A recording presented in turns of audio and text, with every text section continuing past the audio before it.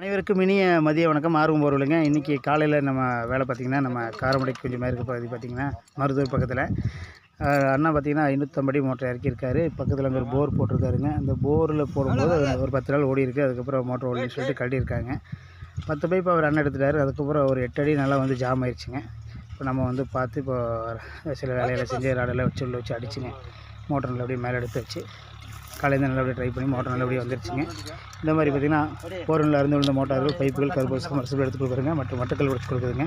இந்த மாதிரி எந்த வேலை இருந்தாலும் கான்டெக்ட் பண்ணுங்கள். ஆர்வம் போகிறதுங்க நம்பர் கீழே போடுறேன். பார்த்திங்கன்னா கல் இங்கே கல் பார்த்திங்கன்னா இங்கேருந்து பிடிச்சி துளசிட்டு போய் ஃபுல்லாக கிழிச்சிது.